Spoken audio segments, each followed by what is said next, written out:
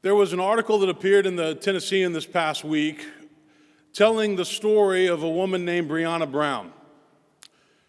Almost exactly 3 years ago, when Breonna Brown was a student at the University of Kentucky, she went to Franklin High School, then went to study music at the University of Kentucky. She had been diagnosed with depression, and she was struggling and having a hard time.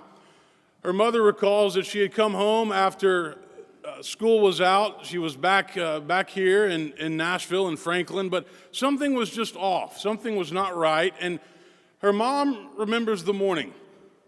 She left her house to go meet somebody for coffee, but her mother knew that something just wasn't right.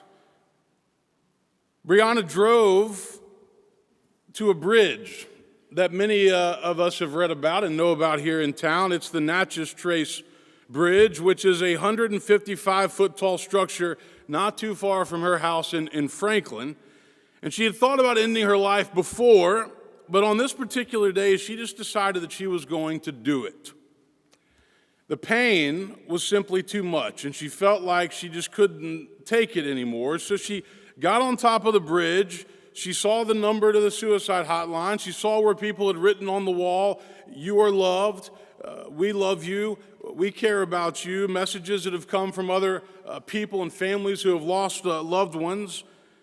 But she decided to go ahead and jump. But unlike the other 32 people who have done the same thing, Breonna survived. The trees broke her fall on the way down, and she lived. She suffered serious injuries to her upper body, was in the hospital for quite some time, but now she's the only survivor who's jumped off that bridge, and she's lived to tell her story. And she is now, feels like she's been given a new lease on life. The article this week talked about how the walls on that bridge are low, and there is a need to heighten them to hopefully prevent other people from doing the same thing. And so politicians like Governor Bill Lee, Senator Lamar Alexander, I even talked to Congressman Cooper's office this week, they are all pushing to get the walls of that bridge heightened because too many people have done this over the recent number of years. And to me, this seems like a reasonable idea because of the number of people that have done it. Many of you know that the topic of suicide is close to my heart because that's how I lost my mother almost 14 years ago. But I'm telling you this story because it was in the news this week, and it was a very powerful article to read about Breonna. But we are now living in an age where mental illness and depression is growing. And a big part of this is directly tied, I believe, to the loneliness and the social isolation that many people are now experiencing in our culture. There's a great book that came out a few years ago written by Johann Hari, and the book was called Lost Connections. And in the book, Hari says this: what if depression is in fact a form of grief for our own lives not being as they should? What if it is a form of grief for the connections that we have lost, yet still need? We can make a strong argument that depression and other mental illnesses are both chemical, biological, and also societal. But I do know this as a minister. Many people in our culture are lonely and they're longing for connection.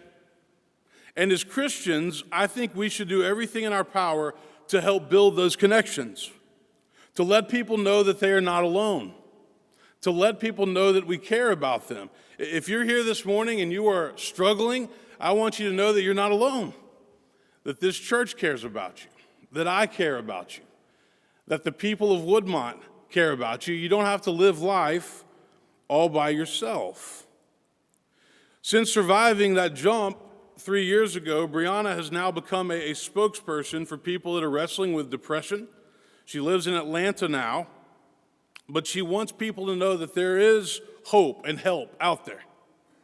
She's also an advocate for raising the walls of that bridge. I hope y'all will join me in pushing for that. I think that's a great idea to build those walls higher on the Natchez Trace Bridge. Don't do a lot of activism from the pulpit, but this is one where I think it just makes sense.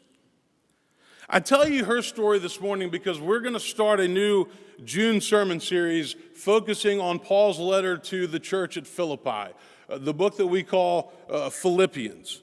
And Philippians is one of my favorite books of the Bible. And Philippians has a lot to do with our mindset, our attitude, gratitude, and joy. When we did the Second Mountain series in May, and we talked about the difference between life's first mountain and life's second mountain, you remember that we talked a little bit about the difference between happiness and joy. And there's this quote from David Brooks where he says, happiness tends to be individual, but joy tends to be self-transcending. Happiness is something that you pursue, but joy is something that rises up unexpectedly and sweeps over you.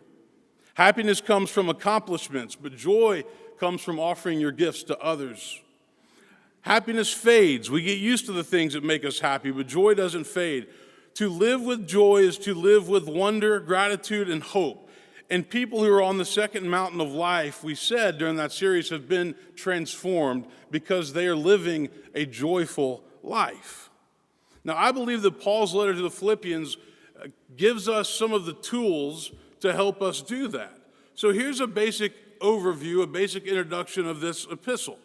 It was written by the Apostle Paul sometime around 62 or 63 AD when he was in prison, most likely in Rome. It is perhaps the most unique of all of Paul's letters because he's not dealing with doctrinal issues, but he's basically writing a thank you letter to the church at Philippi for supporting him over the years. They even sent a gift to him while he was in prison, and so the epistle is full of hope and encouragement, full of positive thinking.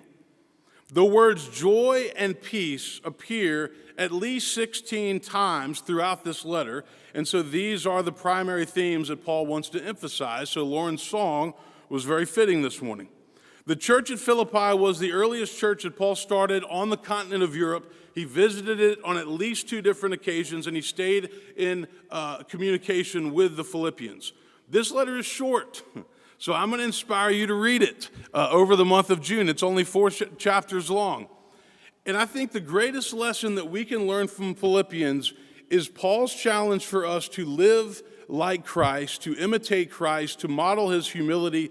And Paul reminds us that we get to choose our attitude in life. We may not get to choose our circumstances. We may not get to choose everything that happens to us, good or bad, but we always get to choose our mindset and our attitude in life, and nobody can take that away. So in chapter 2, Paul writes this: do nothing from selfish ambition or conceit, but in humility regard others as better than yourselves. Let each of you look not to your own interests, but to the interests of others. Now, do you think that these words describe the culture in which we live today? Do these words describe the way that most people live their lives? Do nothing from selfish ambition. Regard others as better than yourselves. Look not to your own interests, but to the interests of others. There's a poem in chapter 2 that refers to the incarnation, and really this poem is the basis for the epistle. Paul writes, let the same mind be in you that was in Christ Jesus, who, though he was in the form of God, did not regard equality with God as something to be exploited, but emptied himself, taking the form of a slave, being born in human likeness, and being found in human form. He humbled himself and became obedient to the point of death, even death on a cross. Sometimes I find myself looking around our culture and asking myself, whatever happened to the concept of humility? Whatever happened to the idea that we are not the center of the universe? Jesus spent all of his time and teachings reminding us that life is about living for other people. Life is about serving other people. It's about denying self, but that's not the culture that we seem to have. That's not the mindset that we see demonstrated day in and day out. Whatever happened to humility? Andrew Murray once gave a beautiful definition of humility. He defined it this way: humility is perfect quietness of heart. It is for me to have no trouble, never to be fretted or vexed or irritated or sore or disappointed. It is to expect nothing, to wonder at nothing that is done to me, to feel nothing done against me. It is to be at rest when nobody else praises me and when I am blamed or despised. It is to have a blessed home in the Lord where I can go in and shut the door and kneel to my Father in secret and be at peace as in a deep sea of calmness when all around me is trouble. Thomas Merton once said, "Pride makes us artificial, but humility makes us real." Ernest Hemingway said, "There's nothing noble in being superior to your fellow man. True nobility is being superior to your former self." And then one of the most powerful passages of Scripture in the entire Bible, found in the book of Micah, the words of the prophet Micah, "He has told you, O mortal, what is good, and what does the Lord require of you but to do justice, and to love kindness, and to walk humbly with your God." In Luke's gospel, Jesus tells us a story, a parable. It's the story of the Pharisee and the tax collector. They both went up to the temple to pray. The Pharisee stood by himself and said, "God, I thank you that I'm not like these other people, thieves, rogues, adulterers, or even like this tax collector. I fast twice a week. I give a tenth of all my income." Basically, this guy was telling God how great he was. But the tax collector, who was pretty much despised in that day, was standing far off, and he wouldn't even look up to heaven. He was beating his breast and saying, "God, be merciful to me, a sinner." "I tell you," Jesus said, "this man went down to his home justified rather than the other. For all who exalt themselves will be humbled, and all who humble themselves will be exalted." Rabbi Harold Kushner shares his insights on the subject of humility. He says, "Humility is the realization that not everything that happens in life is all about you. Things may work out well, but you may not have been responsible for it. Things may fall apart and fail, but failure might not have been your fault." He goes on to say, humility means recognizing that you are not God. We are not God. And it's not our job or responsibility to run the world. The essence of humility is found in the words, "Leave a little bit to God. Let God be God. Not everything in life is up to us to do." And if you're used to being in control, that might be difficult, because sometimes we don't want to leave things up to God. We want to control it. We want to manage it.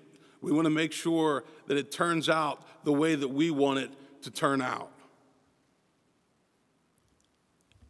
Many of us need to remember that the world does not revolve around us. We don't control everything. We're all tempted to think that our issues and our problems in life is what everybody else is thinking about, but that's just not true. Life has a way of humbling us. And I believe that Christ came to teach us that humility is a worthy goal. It's the right way to live. Humility is a cornerstone of the Christian life. And that's what Paul is saying in the 2nd chapter of Philippians. Those that are humble gain and earn the trust and respect of others. Those that are humble realize that life is not about them, it's about others. So let me leave you with a few final thoughts this morning on humility. The first comes from that famous apologist in Christianity named C.S. Lewis, who once said this: "Humility is not thinking less of yourself, but it's thinking of yourself less." Let me say that again. Humility is not thinking less of yourself, but it's thinking of yourself less. It's hard to be humble if you are totally preoccupied with self. Paul says, "Regard others as better than yourselves. Look not to your own interests, but to the interests of others." Christianity is about others and serving the needs of others, taking the focus off of self in a culture that is completely self-absorbed, and this is what our world needs. We need fewer people who are completely self-absorbed. We need more people who are here to serve and help others. Second thought. It's true that every single one of us must constantly battle pride and ego. It's an ongoing struggle for every human being.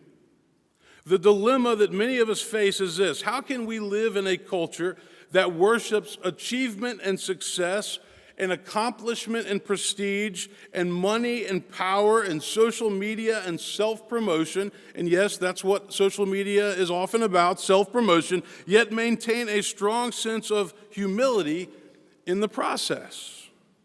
How can we work hard to get an education, to get a good job, to take care of our families and our loved ones, and be humble in the process? This is a challenge for every single one of us.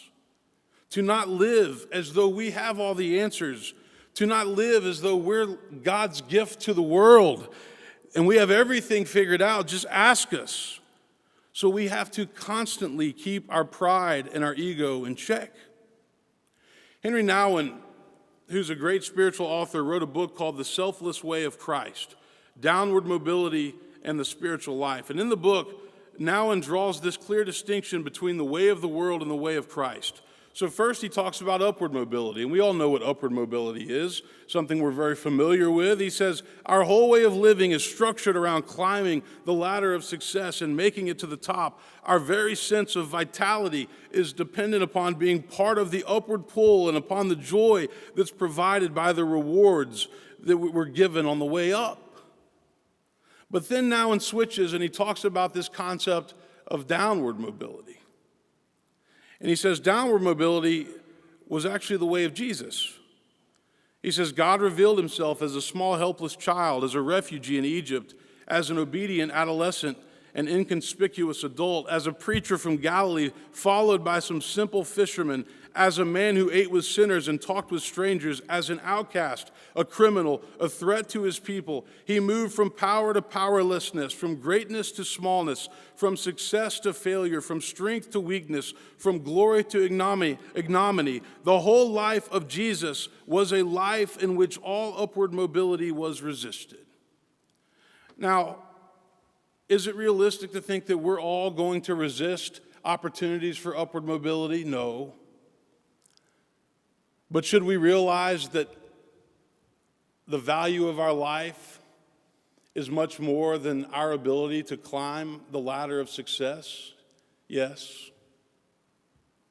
Nouwen says somewhere deep in our hearts, we already know that success and fame and influence and power and money do not give us the inner joy and peace that we crave. We all know this, but yet again, we come back to the same things to give us what they can't give us.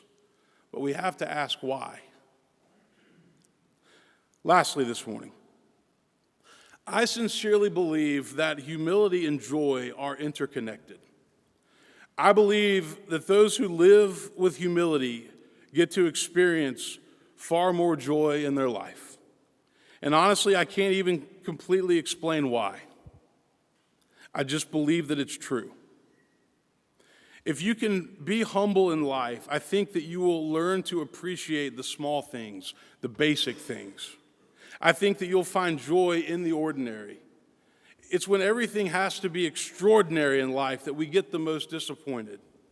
It's when we stop counting our blessings and we start focusing on the things that we don't have, that everybody else has, that we begin to have problems.